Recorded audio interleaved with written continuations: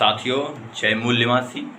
मैं अश्विनी कुमार फ़तेहपुर से हूँ और सबसे पहले मैं अपना परिचय देना चाहूँगा कि मैं फ़तेहपुर से हूँ और जो पाम सेफ नाम का जो संगठन है जिसका नेतृत्व माननीय वामन विश्राम कर रहे हैं, उसका एक ऑफशूट संगठन है बहुजन क्रांति मोर्चा।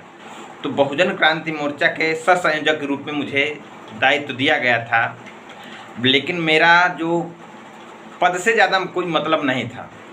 और आज इस वीडियो बनाने का जो मेन मकसद है, जो अपनी बात बताने का मेन उद्देश्य है कि आखिर किस उद्देश्य से, किस कारण मुझे ये वीडियो बनाना पड़ रहा है। तो वर्तमान समय में पूरे वामसेफ संगठन में एक उथल पुथल मची हुई। उस उथल पुथल के दो फैक्टर हैं। एक फैक्टर की तरफ में दो लोग हैं, माननीय प्रदीप अम्बेडकर जी और माननीय मनोज पासी जी, और दूसरा एक फैक्टर है जो शीर्ष नेतृत्व वामन विश्राम साहब का। इनका क्या आपसी तालमेल है, किस कैसी बातें हैं, यह मेरी आज तक सही संज्ञान में नहीं है, सही जानकारियाँ नहीं हैं। लेकिन जो भी बातें हैं अफवाहजनक हैं या नहीं, इसकी कोई सच्चाई नहीं। लेकिन जो सोशल मीडिया में यह देखने को मिलता है कि एक दूसरे के ऊपर आरोप प्रत्यारोप लगाते हैं, एक दूसरे को गधा बोलते हैं, एक दूसरे को कुत्ता, गधा, गद्दार, ऐसे ऐसे शब्दों का प्रयोग दोनों पक्षों से होता है। तो यह चीज़ मैं काफ़ी दिनों से सोशल मीडिया में देखता रहा हूँ, तो यह मुझे बहुत बुरा लगा। और यह एक पक्ष से जो रिएक्शन हो रहा है उससे नहीं, मेरा दोनों पक्षों की तरफ से जो एक दूसरे के प्रति रिएक्शन करते हैं वो मुझे कहीं ना कहीं मेरे माइंड में ये बहुत गलत मैसेज डाल रहा। तो यदि जो लोग ये बोलते हैं कि बहुत से लोग कार्यकर्ता जो हैं मनोज पासवान की तरफ से और प्रदीप अम्बेडकर की तरफ से हैं, तो वो लोग उनको गद्दारों के साथ ही बोल दिया गया। और जो उनके साथी हैं उस नेतृत्व के ऊपर अपनी बातों को रखते हैं। लेकिन मैं यहाँ पर जो बात बताना चाहूँगा, मुझको एक पक्ष की ज़्यादा जानकारियाँ नहीं हैं, लेकिन उनकी सच्चाई और जो किस प्रकार से सच्चाई हो सकती है उसका, और किस प्रकार से लोगों को समझाया जा सकता था, यह दोनों पक्षों ने कभी ये नहीं सोचा कि जो हम लोग ये सोशल मीडिया में रायता फैलाने का काम कर रहे हैं, ये रायता फैलाने से क्या फ़ायदा होने वाला है और क्या नुकसान होने वाला है। लेकिन इस संगठन में काम करने के साथ कुछ कटु जो एहसास हुआ मुझे इसी वक्त में हुआ। आखिर ऐसा क्यों? एक मुझको इस संगठन से शिकायत महसूस हुई जनवरी में व्यक्तिगत, क्योंकि हम लोग संगठन में काम करते हैं, समाज के लिए काम करते हैं। तो मेरी जो संगठन से बात हुई, जो उत्तर प्रदेश के भारतीय विद्यार्थी मोर्चा के प्रदेश अध्यक्ष थे माननीय दिलीप जी से टेलीफोन में बात हुई कि उत्तर प्रदेश में ITI के अनुदेशकों की भर्ती आई हुई थी। ITI के अनुदेशकों की भर्ती आई थी, उसमें से पेट लागू किया गया था और उसमें एक्सपीरियंस कुछ मांगा गया था। इस उद्देश्य को लेकर के बहुत छात्रों ने विरोध भी किया था। तो उसको लेकर के एक ज्ञापन देने की बात मैंने व्यक्तिगत सोचा था। उसको मैंने वामसेफ जिला कमेटी से बातचीत किया। उन्होंने ये कहा कि ये प्रस्ताव हम प्रदेश अध्यक्ष जी को देते हैं। प्रदेश अध्यक्ष जी से बात हुई तो उन्होंने कहा अपना ये मैटर लिख दीजिए, लिख के एक दे दीजिए, हम शीर्ष नेतृत्व से बात करते हैं। तो ये सारा प्रक्रिया हम लोगों ने किया। ये सारी प्रक्रिया को जब प्रदेश अध्यक्ष जी के द्वारा राष्ट्रीय नेतृत्व गई तो उन्होंने ये सहमति दी कि हाँ ठीक है, इसका ज्ञापन दिया जा सकता है। हम लोग अपने लेटर पैड के द्वारा हम उत्तर प्रदेश के 75 जिलों में दिलवाएंगे। तो जब यह बात हो गई, ये कन्फर्म हो गया, तो उसमें थोड़ा सा कुछ खामियां रह गई थी। उसको प्रेम कुमार गेडाम सर के द्वारा भी कन्फर्म कर दिया गया। टेलीफोन में लाइन में लेकर के बात की गई कि हाँ अगर ये कोई कमी है तो इसको सही करके एक लेटर पैड तैयार कराते हैं और ज्ञापन दे दिया जाता है।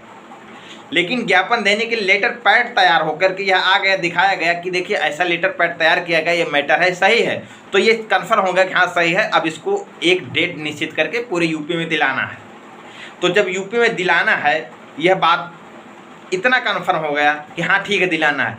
लेकिन आज तक उसका कभी कोई जवाब नहीं आया कि वो लेटर पैड के द्वारा जो ज्ञापन देना था वो कब देना है, इसको प्रदेश अध्यक्ष दिलीप गौतम जी को बनाया गया है। तो क्या प्रदीप गौतम जी में ये पावर नहीं दिया गया है कि वो पूरे 75 जिलों में ज्ञापन देने का अधिकार 75 जिलों के जिला अध्यक्षों को दे सके? या दिलीप गौतम जी, प्रेम कुमार गेडाम जी जो राष्ट्रीय अध्यक्ष, क्या उनसे उन्होंने बात नहीं की?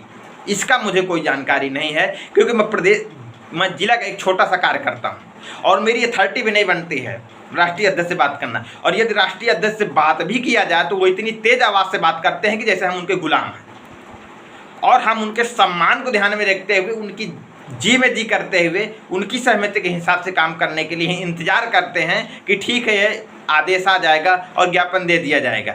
लेकिन जब वह तारीख ख़त्म हो गई उस फार्म की, तब भी तक ज्ञापन नहीं दिया गया। उसके लिए बहुत बार चर्चा किया गया, तो जब नहीं गया, जो सचिव जो पुणे या नागपुर में जो उनका सचिवालय है नागपुर में, तो वो एक नंबर है नागपुर में, उनसे बात कर कई बार फ़ोन किया तो वो बोलते हैं कि ठीक है 5 मिनट में हम आपको बताते हैं। कम से कम यह 5 से 6 दिन ऐसा काम हुआ। एक दिन प्रेम कुमार गेडाम सर के द्वारा वैभव नाम के जो कार्यकर्ता पदाधिकारी हैं, जो सोशल मीडिया में इस समय बहुत एक्टिव हैं, बहुत जुझारू कार्यकर्ता हैं, सोशल मीडिया में प्रधानमंत्री बना देंगे अपने कार्यकर्ताओं के और पदाधिकारियों को, तो उनको प्रेम कुमार गेडाम सर ने लिया कि हाँ वैभव ये लेटर पैड की क्या बात हुई, तो उन्होंने कोई इशू बताया। अब वो कैसा इशू है कि जो हम मैटर लिखते हैं वो मैटर उनको लेटर पैड में चाहिए, मतलब PDF में चाहिए। अब ये काम करते हैं, कोई चीज़ लिख के गई है तो वह कॉपी करके, अगर इनके पास लैपटॉप है महोदय के पास, तो अगर कोई मैटर व्हाट्सएप में आपके पास आ गया तो आप उसको कॉपी करके वर्ड में डाल करके उसका PDF बना के आप नहीं भेज सकते हैं। आप बहुत जुझारू कार्यकर्ता हैं, ये आपके लिए सवाल है कि आपके पास कोई मैटर आ गया है, कोई कार्यकर्ता हो सकता है PDF बनाना ना आता हो, तो वो आपको PDF बना के दे, तब आप उसका काम करेंगे। PDF बना, तो ये एक इशू आया था बीच में, तो ये हमने उसका PDF भी बना के दिया कि ठीक है हम आपका PDF बना देंगे। तो जब PDF बना के दिया गया तो वैभव और प्रेम कुमार गेडाम में क्या बात हुई ये तो नहीं मालूम। जब सब कुछ ख़त्म हो गया कि अब नहीं दिया जा सकता है, हमारे ज़िला के जो कोर कमेटी है वामसेव की, उसने हाथ पैर अपने डाल दिए कि हाँ ये नहीं हो सकता है, संगठन में लगता है कुछ अच्छा नहीं है, बताइए हम एक काम, छोटा सा काम नहीं कर सकते हैं। तो जब ये काम नहीं कर सकते हैं तो उन्होंने कहा कि अब बहुत अच्छा संगठन है और हम अब भी देखते हैं सोशल मीडिया में, वो तब भी देखते थे, 2-3 महीने से यही देखते चले आ रहे हैं कि समस्या है, कोई भी संगठन में कोई समस्या है तो आप मेल करिए, मेल में जवाब मिलेगा। तो हमने वामसेव को मेल किया, भारतीय विद्यार्थी मोर्चा की मेल ID को मेल किया, उसमें मेल किया। जब मेल किया हमने, उसका PDF जो उन्होंने तैयार किया था उसको भी अटैच किया, मैंने अपनी बात भी रखी मेल में। अगर आप वीडियो के द्वारा सुन रहे होंगे तो मेरी मेल ID आप डाल करके अपने वामसेव और प्रेम, उसकी मेल ID है भारतीय विद्यार्थी मोर्चा की, उसमें देखना ASHAVNI009@gmail.com। एक बार फिर से ASHAVNI009@gmail.com। इससे मैंने मेल डाला है 27 से 28 फरवरी कि जो ये PDF मैं आपको भेज रहा हूँ इसका ज्ञापन देने के लिए बात हुई थी और इसका ज्ञापन नहीं दिया गया है, तो इस संदर्भ में आप जवाब दीजिए कि क्यों नहीं दिया गया है। तो यह दूसरे दिन या शाम के या दूसरे दिन, अब मुझे उसमें टाइमलाइन देखना का पड़ेगा मेल में कि आया कि 72 घंटे के अंदर इसका जवाब दिया जाए। सचिवालय से जाता है प्रेम कुमार गेडाम। अब प्रेम कुमार गेडाम जी को जाता है कि फरवरी की बात है, ये फरवरी 27-28 फरवरी की है कि 72 घंटे में जवाब दिया जाए। आज क्या है, आज जब मैं ये वीडियो बना रहा हूँ 27 मार्च है, 27 मार्च को वीडियो बना रहा हूँ, 72 घंटे के लिए जवाब देना गया। तो प्रेम कुमार गेडाम सर से मेरा अनुरोध है, और जो फेसबुक में वामसेव.org नाम का पेज संचालन कर रहे हैं महोदय, उनसे यह मेरी अपील है कि मेल आप हैंडल करते हैं तो क्या मेल का जवाब देने में आपको शर्म लगती है, या फेसबुक पेज में गधा है, गद्दार है, इसके लिए आपके पास समय है। लेकिन मैं तो संगठन की काम कर रहा था ना, मुझे इत्त की बात ना उत की बात, मैं तो संगठन को काम करने की बात कर रहा था कि हमको संगठन के द्वारा काम किया जाए ताकि हमारे संगठन का नाम होगा और उस संगठन के द्वारा एक आवाज़ हो पहुँचेगी शासन प्रशासन को कि छात्रों को किस प्रकार से अवसर दिया जाए और जो किन्हीं परिस्थितियों से जो छात्र हैं जो अवसर से चूक रहे हैं उनको अवसर दिया जाना चाहिए। तो मैं तो एक फ़ायदे का काम कर रहा था, इसमें तो कोई मेरा व्यक्तिगत ना फ़ायदा था, ना मैं कोई ITI का इंस्ट्रक्टर बनने जा रहा था। मैं छात्रों के हित करके लिए, तो उससे छात्रों का हित होता, हमारे संगठन का हित होता। लेकिन महोदय को संगठन का काम जनवरी से हम देख रहे हैं, संगठन की ऐसी तैसी जाए, फलाना गद्दार है, फलाना चोर है, फलाना कुत्ता है, इसी में लग रहे हैं। अगर कुछ काम बीच में आ रहा है उसको इग्नोर किया जा रहा है। तो अब मेरा मेन वीडियो बनाने का उद्देश्य ये है कि आपको BAMSAFE.org में काम करने के लिए समय है, लोगों को गद्दार बोलने के लिए समय है, लेकिन 72 घंटे में जवाब देने का समय नहीं है। और वहाँ पर सोशल मीडिया में कानून पढ़ाते हो कि BAMSAFE संवैधानिक काम करता है। जब BAMSAFE संवैधानिक काम करता है, मेल में जवाब देता है, तो आप मेल में क्या कर रहे हैं? गांजा पीने वाले गंजेड़ी लोग पिए हैं कि बैठे हुए हैं क्या? अभी तक जो मैंने बात बताया मेरा मेन मुद्दा है। मैं अपने मेन मुद्दे, क्योंकि मेरा उद्देश्य है बहुत सारी आज बातों को चर्चा करने के लिए सोशल मीडिया में सभी लोगों ने अपना अपना वीडियो बनाया और सभी लोग अपनी पॉपुलैरिटी इकट्ठा कर रहे हैं, एक दूसरे को गाली दे रहे हैं। और महाराष्ट्र के जो पदाधिकारी हैं वो इस समय एकदम बहुत फुल डोज में हैं। पूरी इंग्लिश भी कोई पीता होगा, कोई गांजा भी पीता होगा, कोई भांग चरस भी पीता होगा। धड़ाक से गाली की गधा बोलना, ये संस्कार डेवलप हो रहे हैं, ये संगठन चला रहे हैं। अगर आप एक बुरे व्यक्ति को गाली दे रहे हो तो हो सकता है उस बुरे व्यक्ति को गाली देने की वजह से आपके साथ आपके 5 लोग अच्छे लोग आपका साथ छोड़ सकते हैं। भले ही उसके साथ नहीं जाएंगे तो आपके साथ भी नहीं जाएंगे, लेकिन आपके पास ना ही सोच है ना। इतना बड़ा संगठन चलाने का मतलब ये नहीं होता। यदि जो व्यक्ति अपने आप को सर्वे सब कुछ मान लेता है तो उसका एक मतलब होता है या तो वो सर्वबुद्धिमान है या तो सबसे बड़ा मूर्ख है। ये मेरी भी सोच है। मैं बहुत ज़्यादा पढ़ा लिखा नहीं हूँ, ना बहुत ज़्यादा कोई संगठन का संचालन करता हूँ, लेकिन ये मेरी सोच है कि अगर दुनिया का हर एक व्यक्ति अगले व्यक्ति को, अपने सामने वाले व्यक्ति को ये सोच ले कि मैं ही सब कुछ, सामने वाला व्यक्ति मूर्ख है, तो वो निश्चित बात है जो ये व्यक्ति वो सोच रहा है उसके दो पहलू तैयार होते हैं। या तो रियल में बहुत सर्वश्रेष्ठ है या तो वो सर्वश्रेष्ठ मूर्ख है कि अगले व्यक्ति को मूर्ख समझ रहा है। इसलिए इस दुनिया में हर एक व्यक्ति की एक अपनी अहमियत होती है। जो प्रकृति है, प्रकृति इस दुनिया में अगर बुरा इंसान भी बनाया है तो उसका भी कहीं ना कहीं योगदान है कि उस बुराई के द्वारा ही इस शासन तंत्र की व्यवस्था संचालित होगी। कभी इस दुनिया में कोई आइडियल नहीं है। यह एक जो भी सुन रहे हो आप, जो साइंस ही बोलती है, इस यूनिवर्सल में, इस पृथ्वी में, इस दुनिया में, ब्रह्मांड में कोई आइडियल नहीं है। मतलब कि कोई आदर्श चीज़ नहीं, ना इंसान है, ना इंसान की विचारधारा है। संगठन के लोग तो भगवान को मानते ही नहीं है, और ये बात सत्य भी है। भगवान को अगर मानते हो तो भगवान भी आइडियल नहीं है, मतलब आदर्श नेचर ही नहीं है। तो आप लोग अगर मानते हैं कि संगठन में 2-4 लोग बुरे हैं, तो 2-4 लोग बुरे हैं तो सोशल मीडिया में आकर के वो ये बुरे हैं। अब मेरा मुद्दा जो था वो मुद्दा हट गया। मेरा जो मेन दुख था कि मेरे द्वारा ज्ञापन नहीं दे, मैं चाहता था ज्ञापन दिया जाए, लेकिन ये संगठन की क्या नीतियां हैं कि इस ज्ञापन नहीं दिया गया। और एक दिन बात हुई तो बोला वो विधानसभा का चुनाव चल रहा है, इसलिए प्रेम कुमार गेडाम सर बहुत व्यस्त हैं। तो अब विधानसभा चुनाव की चर्चा होगी। कितने लोगों ने जमानत अपनी बचाई? आखिर संगठन ने कितने लोगों को चुनाव जितवाया?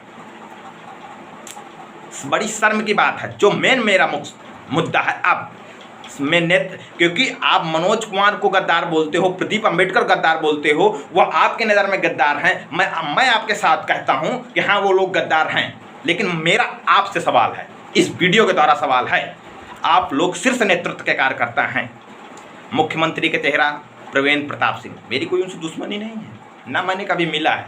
वो हमारे संगठन के पदाधिकारी हैं, बड़े पदाधिकारी हैं, अच्छी बात है, हम उनके दिशा निर्देश में काम करते हैं। लेकिन सवाल है व्यवस्था का। आप विधानसभा के चुनाव दिला रहे हैं, लोकतंत्र की परिभाषा की दुहाई देते हैं। लोकतंत्र लोगों के द्वारा चुना हुआ प्रतिनिधित्व होता है। लेकिन मुझे, अगर मैं आज ये वीडियो बना रहा हूँ, क्योंकि मैं बता दूंगा कि मेरा किसी से इतना ज़्यादा नेटवर्क नहीं है, मैं किसी से टेलीफोन से बात करके नहीं एक दूसरे का नेचर चरित्र पता करता हूँ। लेकिन मेरी जानकारी में प्रवीण प्रताप सिंह कहीं विधानसभा का चुनाव नहीं लड़े। जितने लोगों को मुख्यमंत्री का चेहरा परिवर्तन मोर्चा ने बनाया, उप मुख्यमंत्री का चेहरा बनाया, कोई नहीं चुनाव लड़ा। और वो चेहरा है मुख्यमंत्री के अनिल माने साहब, और वो एक जो बहुत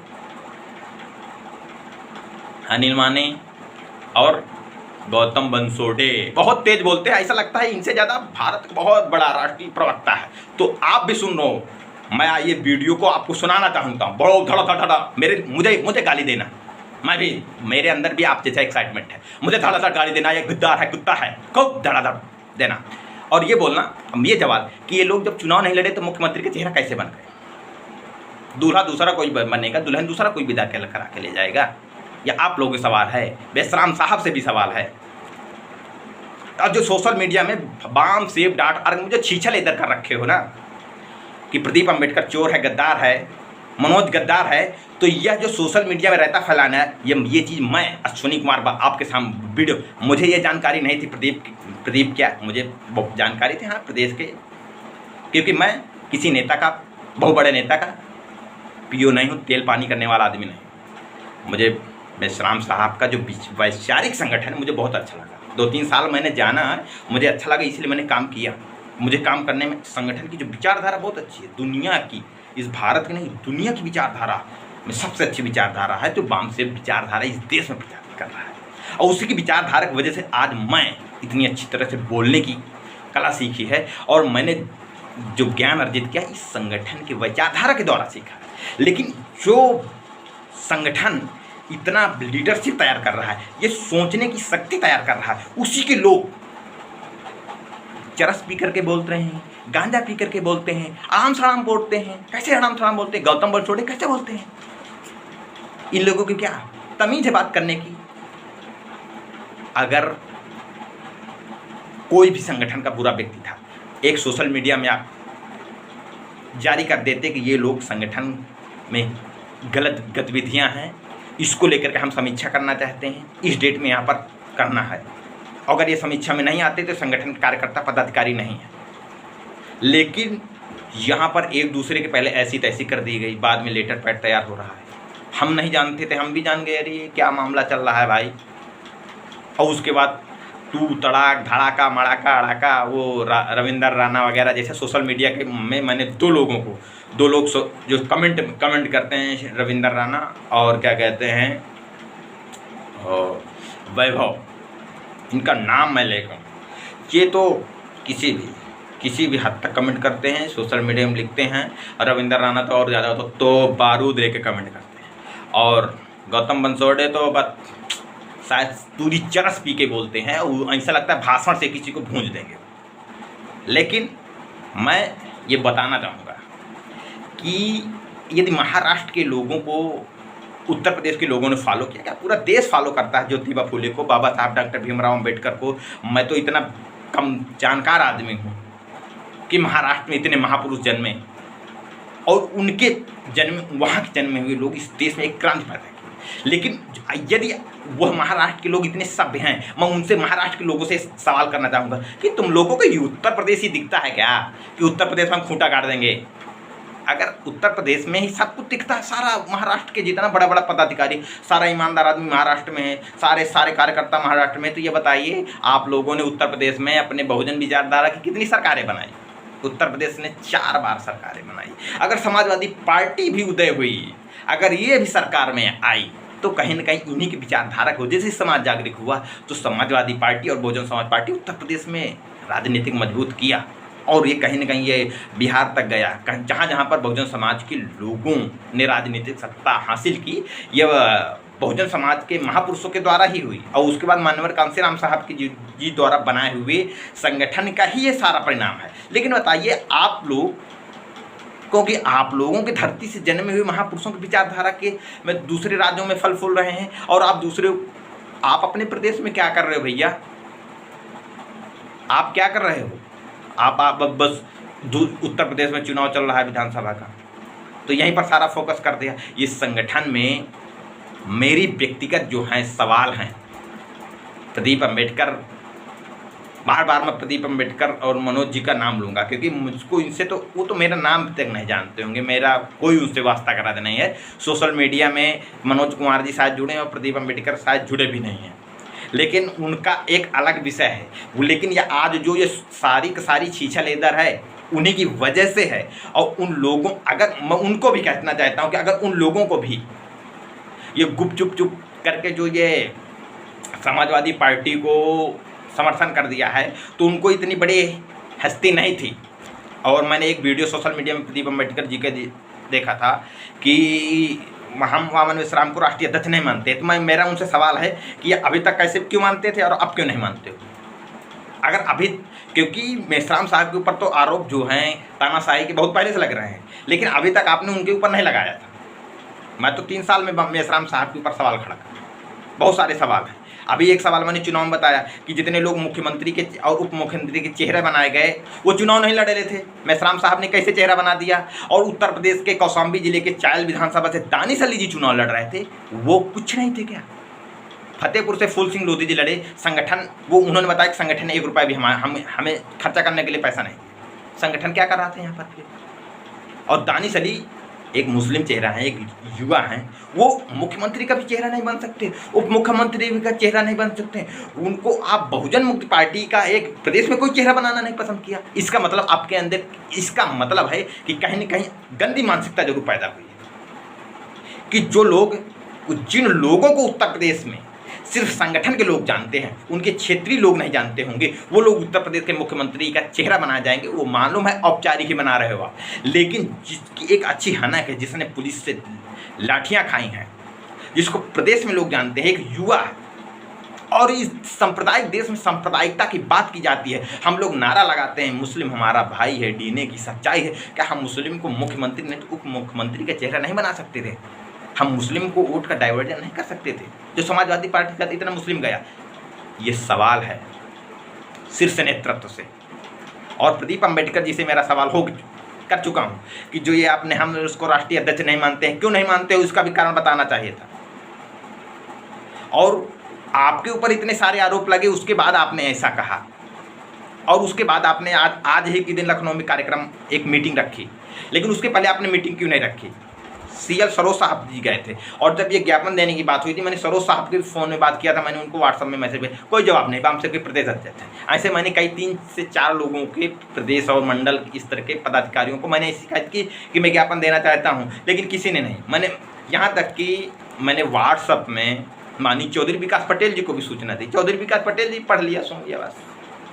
ऐसा संगठन में है, जो लोग दूसरों पर आरोप लगा रहे हैं उन पर मेरा आरोप है, आप उन पर लगाइए कौन गद्दार है कौन नहीं गद्दार है, लेकिन मेरा आप पर आरोप है कि आप संगठन में कैसे एक क्योंकि मुझे सबसे ज़्यादा बुरा लगा कि एक ज्ञापन में आपने कितने बड़ी छेड़छाड़ की। आप सोशल मीडिया में आकर बड़ा एक्टिव हैं, आप एक कार्यकर्ता की बात को नहीं सुन रहे हैं। अगर कोई कार्यकर्ता बात कर रहा है तो आप उसको ऐसा हड़क के आदि बात करना, तो पूरे उत्तर प्रदेश 75 जिलों में प्रदेश के और राष्ट्रीय स्तर के लोग ज्ञापन दिया करें।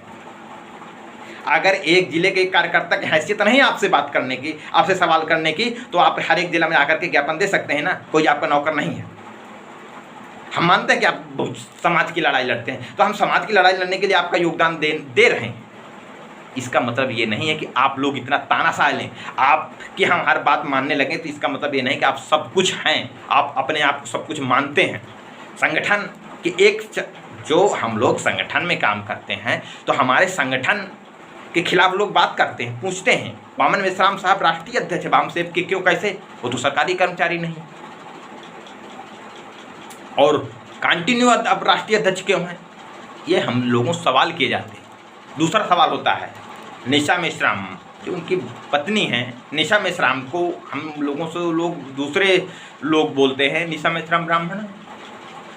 आज तक हमको नहीं, मैंने कई लोगों से अपने, जो मेरा सभी संपर्क नहीं है, मैं वो बड़ा नेता नहीं हूँ ना, बहुत छोटा सा कार्य करता हूँ, बस मेरी सीमित है, मैं जिले से संपर्क। तो यार ऐसा बोलते हैं, क्या सही है? वो बोलते हैं नहीं, तो मैंने कहा यार बोल दे, एक वीडियो बना के सोशल मीडिया में डाल दे। नहीं, लेकिन वो वाला जो टाइम पास वाला, अरे वामन विश्राम सामाजिक कार्यकर्ता हैं, आप उनकी पत्नी हो, आप एक्टर बनते हो तो मुंबई में फिल्म में काम करो। ये क्या एक्टर वाला, ये मैं बहुत पहले देखता था, मुझे बहुत बुरा लगता था। एक सोशलिस्ट आदमी, उसकी भी एक प्राइवेसी होती है, वो प्राइवेसी आप तोड़ करके काम करते हैं। निशा मेश्राम जी ऐसा काम करते हैं आपको।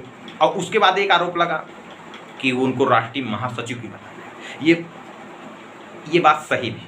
मैं क्यों बोलता हूँ, अगर आज भारतीय जनता पार्टी उत्तर प्रदेश में है तो समाजवादी पार्टी की दो धारणाओं से है, एक जातिवादी धारणा, एक परिवारवादी धारणा। इसी का पूरा फायदा मनवादियों ने उठाया, इसी का पूरा फायदा उठा करके आज सारे बहुजन ओबीसी एससी एसटी के लोगों को तोड़ दिया है। और जो आज से 20 से 25 साल पहले बीजेपी को वोट नहीं करता था, आज दौड़ते दौड़ते उसको वोट कर रहा है। यदि आप लोग उसी संगठन, आप एक संगठन स्टैंड कर रहे हैं, आप वैसा ही बना रहे हैं कि मेश्राम साहब की पत्नी होने के नाते ये संगठन में रहेंगे। मैं तो कहता हूं कि एक उनको बतौर सिर्फ कार्यकर्ता होना रहना चाहिए, कोई पदाधिकारी नहीं होना चाहिए, क्योंकि काम करने के लिए पद की जरूरत नहीं होती, काम करने के लिए एक कार्यकर्ता होना पर्याप्त होता है। तो ये सवाल मेरा नहीं है, ये सवाल लोगों का है, मैं पहुंचा रहा हूं। जो मेरा सवाल है, मैंने सवाल संगठन के विज्ञापन पर दिया, मैंने सवाल चुनाव में दिया, लेकिन ये मेरा सवाल, लेकिन इसका जवाब हम लोग कैसे देते हैं, कैसे दें, ये सवाल मेरा संगठन से। दूसरा है कि बहुजन मुक्ति पार्टी के जो राष्ट्रीय अध्यक्ष हैं वीएल मातंग, उत्तर प्रदेश के चुनाव में वीएल मातंग बिल्कुल नहीं दिखे, मातंग साहब, और बहुजन मुक्ति पार्टी के राष्ट्रीय अध्यक्ष नहीं दिखे, लेकिन मेश्राम साहब सारे मंचों को साझा किया। तो एक सवाल ये उठता है कि राष्ट्रीय अध्यक्ष पार्टी का उनका होने के नाते क्या है। यदि आपको बहुजन मुक्ति पार्टी ही देखना है तो आप बाम सेब के का कार्यभार और जितने आप संगठन का कार्यभार किसी दूसरे को दे दीजिए। हम आपका नेतृत्व स्वीकार करते हैं, आप बहुजन मुक्ति पार्टी के। लेकिन यह सवाल इसलिए करेंगे क्योंकि ये सारे सवाल हमको सुनने को मिलते हैं, इसलिए ये काम की बातें हैं। गौतम बंसोड़े साहब, हम काम की बात करते हैं, हम दारू पीने की बात नहीं करते। आप सोशल मीडिया में खूब एक्साइटमेंट करते हैं, और मैं बाम सेब और पेज वालों को ये फिर बताना चाहूँगा, अगर सब कुछ किसी को गाली देना, किसी को मुकदमा लगाना, अगर सब कुछ सोशल मीडिया से हो जाए, संसद विधायक संसद सोशल मीडिया से हो जाए, तो चुनाव ही काहे कराते हो। ये सोशल मीडिया से विधायक बना लिया करो, सोशल मीडिया से FIR दर्ज कर दिया करो। और सभ्यता नाम की भी कोई चीज़ होती है, संवैधानिक अधिकार की बात करते हैं हम संविधान में दायरे में रह करके बात करते हैं, लेकिन कोई भी संविधान के अंदर काम नहीं हो रहा। और मैं जो लोग प्रदीप अम्बेडकर और मनोज पासवान जी के द्वारा इस संगठन जो उथल पुथल हुई है, खास करके एक आरोप मुझे ये भी बहुत पहले सुनने को मिला था कि बाम सेब जातिवादी संगठन है, यहाँ पर पासवान का बहुत ज़्यादा बोलबाला। बैकवर्ड के लोग इसीलिए नहीं आते हैं, हम बैकवर्ड से हैं। हम लोग काम करते हैं फतेहपुर में, मैं अश्विनी कुमार यादव, फतेहपुर में मेरे विचारधारा का कोई यादव नहीं मिलेगा इस संगठन। बैकवर्ड नहीं है आपके साथ, आपकी विचारधारा के साथ आप वोट देने के साथ नहीं। और जो ये शीशा लेदर कर रहे हो ना महाराष्ट्र वाले महापुरुषों, वो महापुरुषों ने शीशा लेदर नहीं कि जो लोग तुम लोग शीशा लेदर कर रहे हो सोशल मीडिया।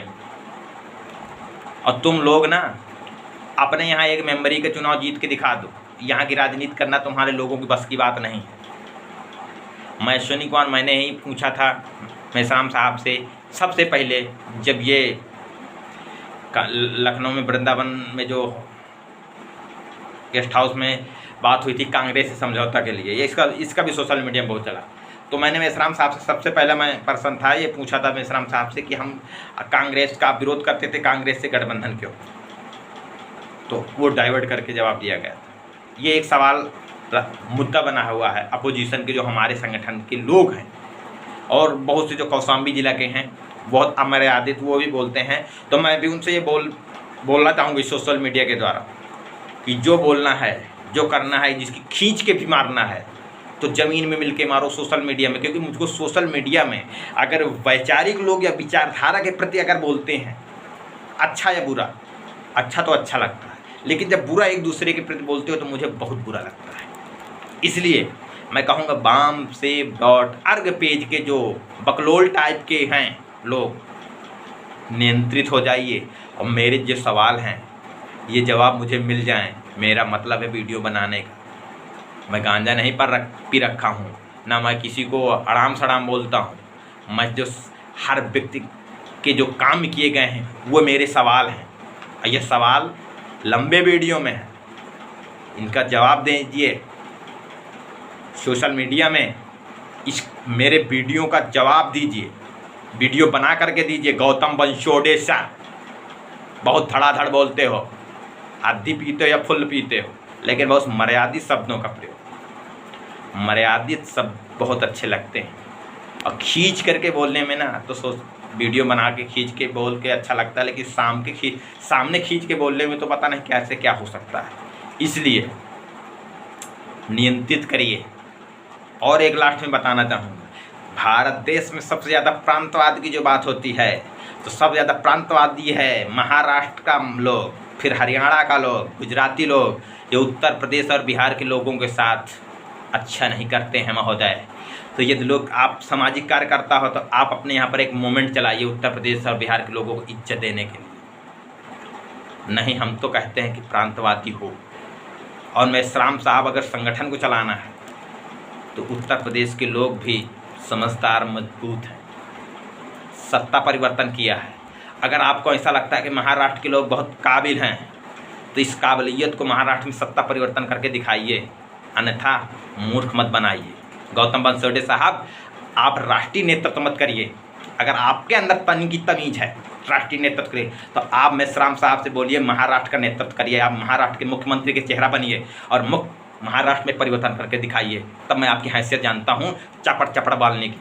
नहीं, चपड़ चपड़ बोलना तो संबित पात्रा को भी आता है, लेकिन ससुरा चुनाव नहीं जीत पाता है। समझ रहे हो ना? मेरा जितना सवाल है नोट करना और उसका वीडियो बना के देना। जय भारत, जय संविधान, जय विज्ञान। हम लोग मानवतावादी भी हैं और भगत सिंह के देश के भी हैं, संवैधानिक काम भी। भगत सिंह ने भी कहा था कि अगर मैं जिंदा रहा तो अम्बेडकर साहब का सहयोग करूँगा। जय भारत, जय संविधान, जय विज्ञान।